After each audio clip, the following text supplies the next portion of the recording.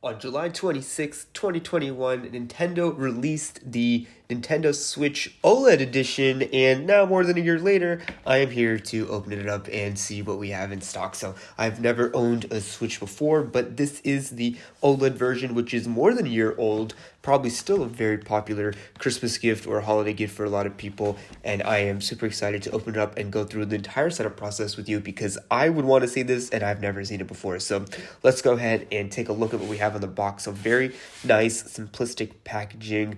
Great photo on the front. I got the white version because I really think the white and black looks really clean on this model. We switch it to the back. You can see the different ways you can play with the Switch: tabletop mode, TV mode, and handheld mode on the bottom there, just like you get in the original Switch, but a couple improvements that we'll go through as we open this up. So let's go ahead and just start opening it up so I can start playing with it. So the packaging experience, again, is really nice. You just go ahead and lift the top part open like so.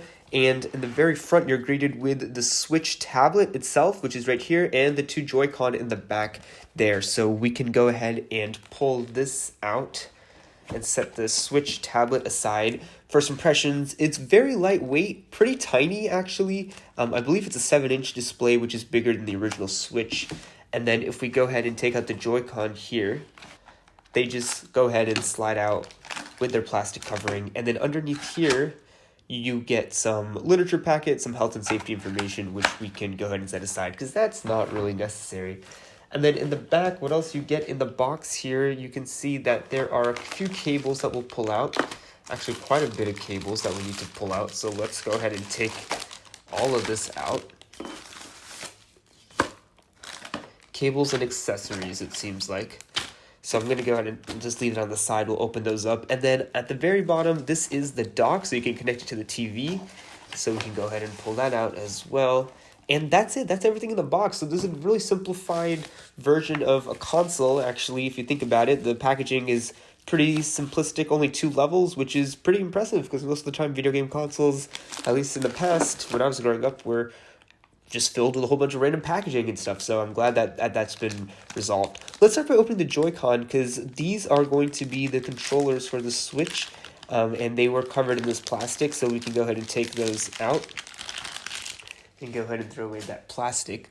Now, they look really great in this white and black color. I think a lot better than the red and blue that the original Switch had. And you can still get the OLED Switch in the red and blue if you want, but I definitely think the white and black is a lot cleaner, and then you definitely know that you have the OLED Switch if you have it in the white and black. So, very cool. We'll go ahead and set that aside. Now, what are all these accessories you get? Well, first off, you get these bumpers for the Joy-Con, and this is in case you want to pull the Joy-Con off and use them as individual remotes, like so. And this is a really terrible experience. When I've tried it, the controller is way too small to use like this, but if you're in a pinch and you need to use it, you can. So that's why these exist. So this is pretty nice to have. I'm going to take them out of the packaging as well, just in case I ever do need to use them. You can see that they have like nicer bumpers for the triggers that make it easier to play with the small Joy-Con controllers if you need to. But for the most part, I don't really think I would ever want to use this. I'm mostly playing by myself anyway. I'm not going to be playing with that many other people, I don't think so. I don't think I would use them this much, but it's good to have in case you do want to use those. So moving right along, we have an HDMI cable, so you can connect this to the dock and then connect the dock to your TV, which is very nice. We can set that aside because I'll be connecting that later.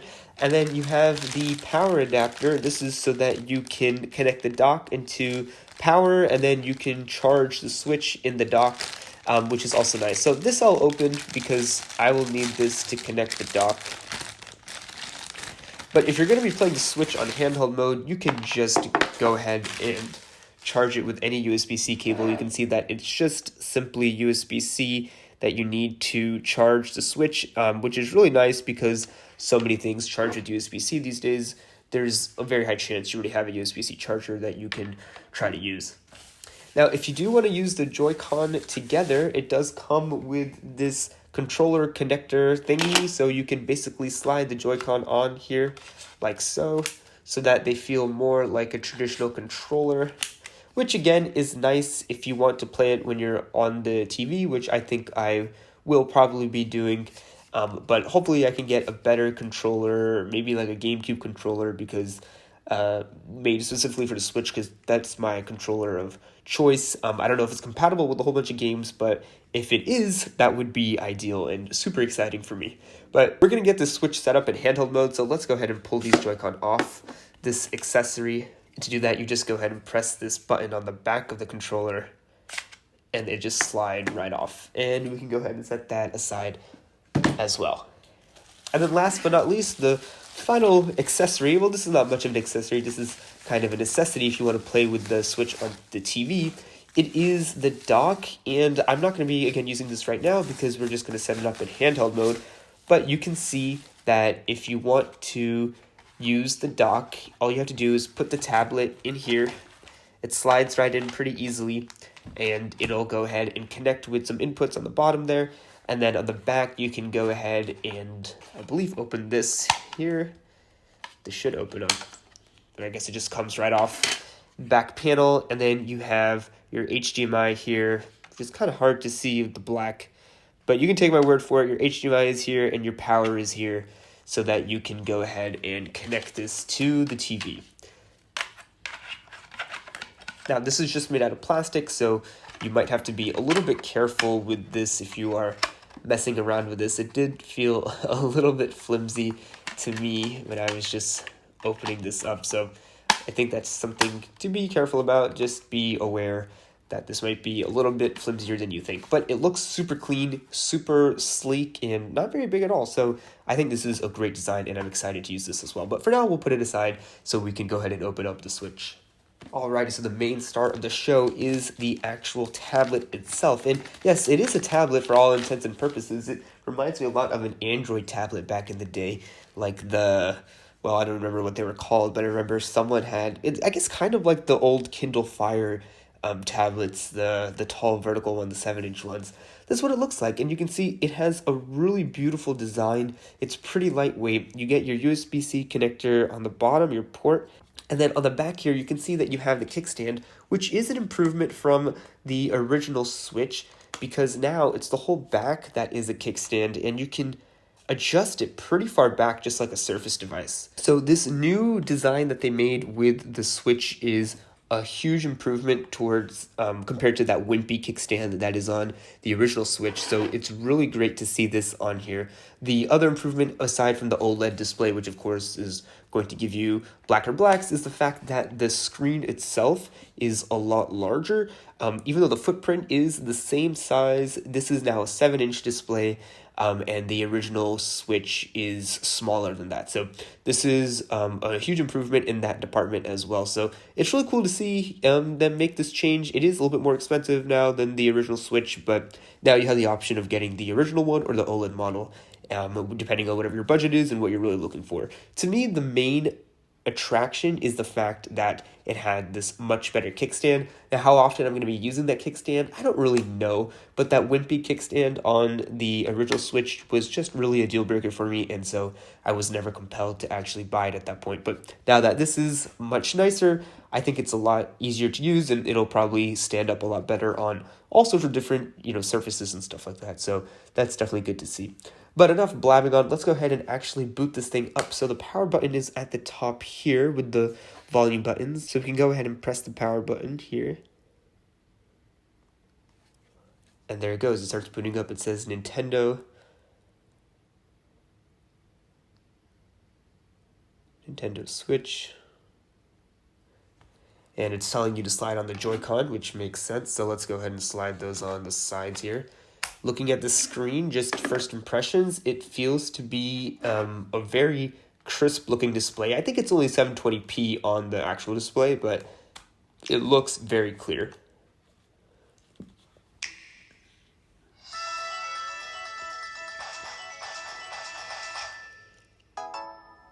Great, so now the setup process here, we're going to go ahead and go through this. So we're going to select our language, English, I'm in the Americas.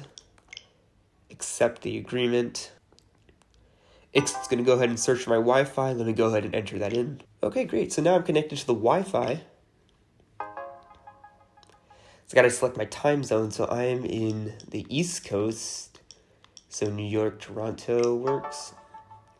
I'm going to connect to the TV later. Now it's telling me to detach the Joy-Con controllers from the console. So I guess I'll do that. I'm not sure why I have to do this. And it said do it without pressing any other buttons, which is kind of hard to do. Okay, well, now it wants me to do it with the Joy-Con detached, so I guess I'll use them like that. So use the left to select next, then press A, okay?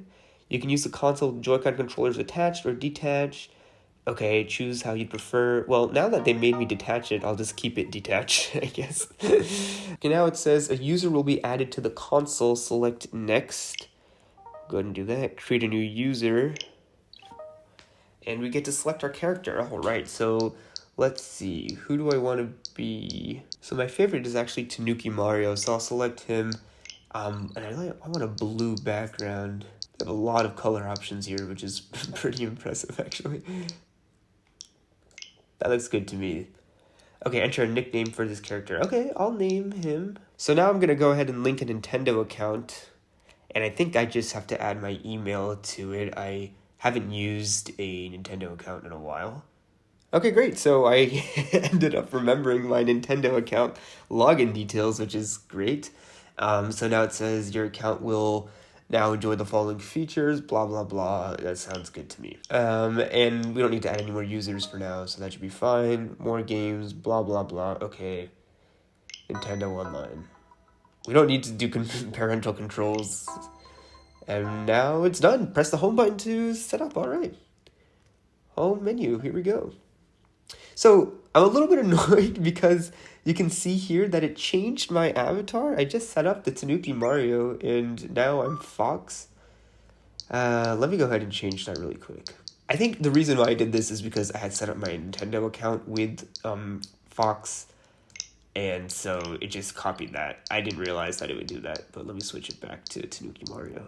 All right, so now that was a really quick and easy setup. This is surprisingly seamless. I thought it would be maybe a little bit more involved. Now all I need to do is get a game. So I don't have any games right now for the Switch. So I wanted to get Mario Kart really bad. That's like the first game I definitely want to play. I love Mario Kart.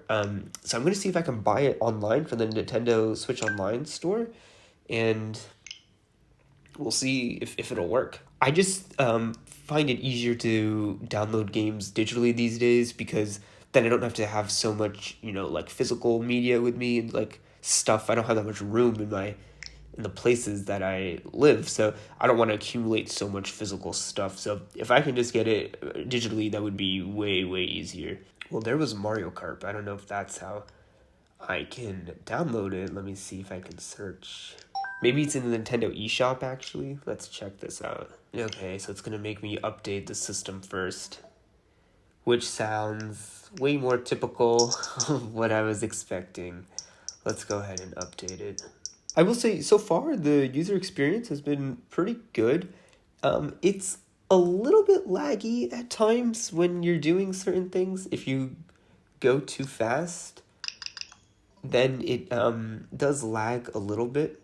But let's go back to the eShop here and see if we can find Mario Kart for me to buy. Now, Mario Kart has been out for a while, so I hope it doesn't still cost like $60, but I honestly wouldn't be surprised if it did. Okay, so maybe re-enter my password to my Nintendo account, which I've done. So now this should be the place where you can get games, and it does look like it. Here we go. Okay. Mario Kart 8 Deluxe Booster Course Pass. I don't know what that means at all. I did not even know they had Nintendo Switch Sports, but that looks awesome, just like it did in on the Wii. So that's cool. Breath of the Wild I also want to get at some point, but first things first, let's just get the Mario Kart 8 game. Wave 3 is available now. I don't know what that even means, Wave 3. That's really interesting. I want to see what it's like. Okay, so this looks like it's just the booster course pass. I just want the game. I don't want this pass. Let me see if I can find it on the side. We'll go to search. Okay, finally, I found it. So it is unfortunately still $60, which I guess is okay. So let's see if we can go ahead and download this. Proceed to purchase. Okay, so the way I'm going to pay for this is by linking my PayPal account. So if I go ahead and click on PayPal, it'll send me an email to link it. So I'll go ahead and click send email. Okay, so now I've linked it on my phone. So let me go ahead and click OK and see if it comes up when I click on PayPal. So let's just add the required amount of funds needed to buy the game. Okay, so I've logged in, hopefully for the last time. It's making me add funds to the purchase. Okay, yes, click OK. Great. Well, let's view the downloadable content. Oh, this is the booster course pass. So let's go home and see if it's downloading. And there it is. Yeah, it's downloading. So there you go. That's it. That's the setup for the Nintendo Switch. We went ahead and set it up. We bought a game, and now it's good to go. And this took me in real time 28 minutes to finish. The video, I hope, is going to be way shorter because there's a lot of dead air in between. But that's it. I'm super excited to play with this Switch. Let me know if you guys purchased one for the holiday season, and if you already have one, what you think of it. And thank you guys so much for watching. I'll go ahead and see you in the next one.